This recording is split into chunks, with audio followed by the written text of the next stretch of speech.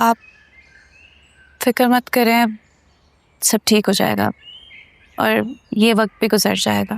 वक्त तो गुजर ही जाएगा, तुम जो मेरे साथ हो। अब वो शबी कैसी है? शबी का मत पूछो, उसकी हालत मुझसे नहीं देखी जाती। हाँ, दिल में आ गई।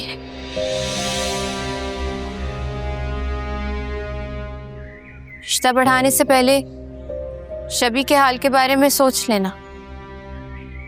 एक आग का दरिया है और ये मत भूलो कि सीनत आंटी का भी सामना करना है। मैं सिर्फ शबी का पूछ रही थी, मैं भी वही समझा रही। अच्छा सुनो, चलें, देर हो रही है।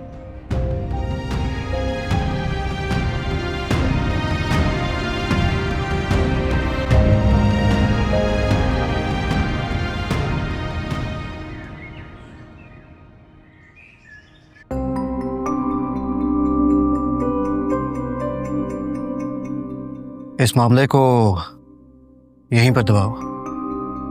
समझ रहे हो ना मैं क्या कह रहा हूँ? समझिए सर जी, वो लौंडा कल सुबह का सूरज नहीं देखेगा।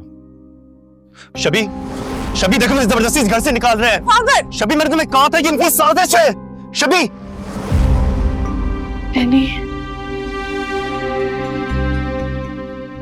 ये ठीक है? तुम्हें पता है मेरे और खावर के साथ इन लोगों ने क्या किया है? खावर अरेस्ट हो गया यार। मैंने खुद जावेयार से सुना है उसकी जान को भी खतरा है। कोई किसी को नहीं मारेगा, तुम बहुत ज्यादा फिक्र कर रही हो। वैसे भी जावेयार कुछ भी हो सकता है लेकिन कातिल नहीं हो सकता। तुमने कल रात अपनी इतनी तबीयत खराब कर ली थी, इतना ब्लड प्रेशर लो हो गया था तुम्हारा, इतना स्ट्रेस थोड़ी ना लेना है। एनी, मुझे हो जाए कुछ भी, मैंने देखा है मेरे घर वालों को कितना फर्क पड़ता है। ऐसे नहीं कहते, सब बहुत प्यार करते हैं तुमसे। वैसे भी जो सिचुएशन है ना, उसमें हम किसी को भी कसूरवार नहीं ठहरा सकते, हमें उनकी बात भी समझनी है। हाँ, शायद तुम ठीक कह रहे हो, मगर any, I am really sorry. Sorry किस बात का? कल जब सब तुमको इल्जाम दे रहे थे तो मैंने कुछ कहा ही नहीं, तुम्हें डिफेंड ही नहीं कर पाई। पता नहीं किस डिलेमा में, किस सोच में थी, मैं क्या कर रही थी, मुझे कुछ समझ नहीं आ रहा था। I am really sorry. कोई बात नहीं, वैसे भी सच सामने आ ही जाता है एक ना एक दिन। मैंने जावेयार को सब कुछ सच सच बता दिया कि तुम्हारी कोई गलती नहीं थी। तुम तो उल्टा मुझे रोक रही थी यार। वैसे जावेयार इतना बुरा भी नहीं है। इतना सब कुछ होने के बाद भी उसने खावर को एक्सेप्ट कर ही लिया। क्या? खावर को एक्सेप्ट कर लिया उसने? तो जब मैं बोल रही थी तो वो उल्टा मुझे आते। वैसे खैर, सिकंदर अंकल इंतजार कर रहे हैं, हो सकता है कोई गुड न्यूज ही हो। चलो।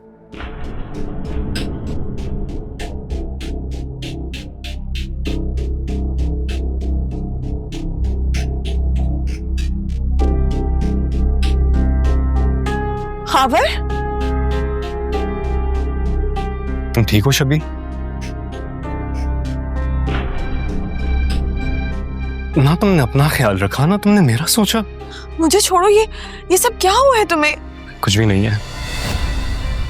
सच बताओ मुझे, क्या पुलिस ने तुम्हें टॉर्चर किया है? Tell me. मैं जानती थी आप लोग कुछ ना कुछ जरूर करेंगे। मेरा आप लोगों से रिश्ता है, मुझे सजा दे देते। खावर पे तशद्दुद करने की क्या जरूरत थी? शबी, ये हमारे प्यार की निशानी है।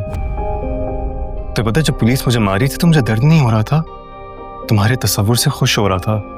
अच्छा भाई, अभी बैठ जाओ, अपनी ये कहानी बाद में सुना लेना, ठीक है? चलो।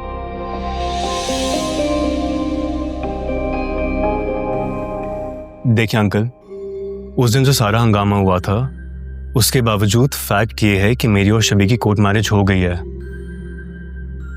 और उसके लिए मैं आपसे और जीनत आंटी, आई मीन सासू मॉम से माफी मांगता हूँ। भाई बंद करो अपना ये नाटक।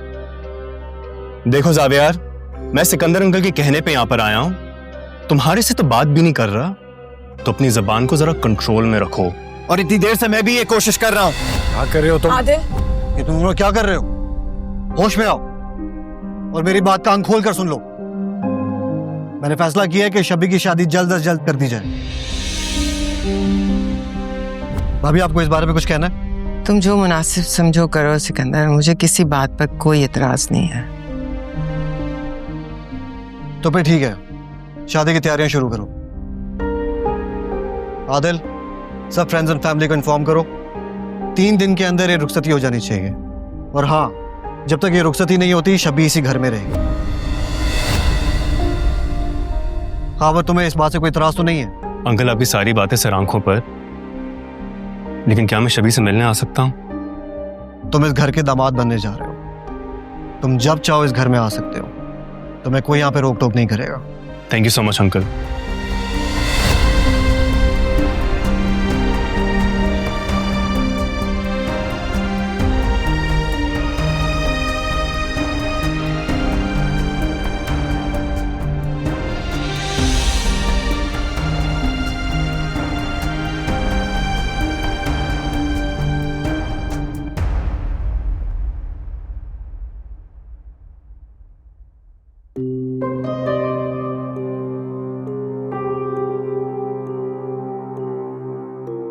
सही है, मैं जिम का ओनर नहीं हूं, लेकिन मैनेज तो मैं ही करता हूं ना जिम को। मैं बचपन से ही अकेला हूं। मुझे तो ये भी नहीं पता कि मेरी माँ कौन थी या मेरा बाप कौन था। हाँ बता, क्या कर रहा है फिर?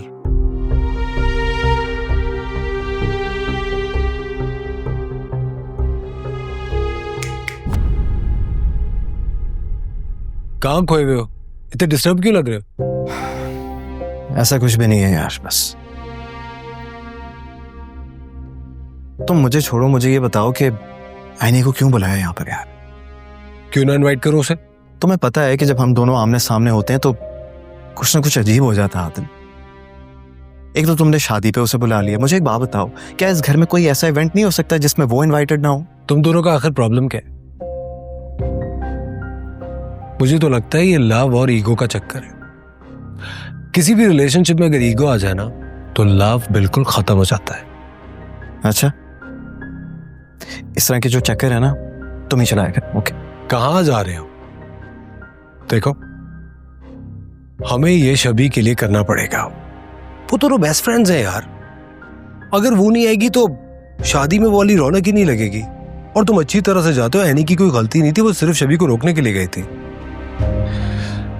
अब इस तरह क्यों घूर रहे हो? चलो मैं तुम्हारी प्रॉब्लम आसान करता हूँ। एक काम करो, तुम जाके ना एनी को ड्रॉप करके आ जाओ और गाड़ी में सारी बात क्लियर कर लेना। बात खत्म। What? Are you serious Adil? तुम चाहते हो कि मैं उससे माफी मांगू? मैं ये हरगिज नहीं चाहता कि तुम माफी मांगो। मैं अच्छी तरह से जानता हूं तुम में माफी मांगने वाली क्वालिटी नहीं है, लेकिन हमें हमारी बहन शबी के लिए तो ये करना पड़ेगा ना। उसकी दोस्त है। और खुद सोचो, मेरी तरफ से तुम नहीं होगे, उसकी तरफ से एनी नहीं आएगी तो इवेंट में कहाँ मजा आएगा? अधूरी सी खुशियां होंगी। वक्त ही सही तुम्हें एनी से दोस्ती तो करनी पड़ेगी।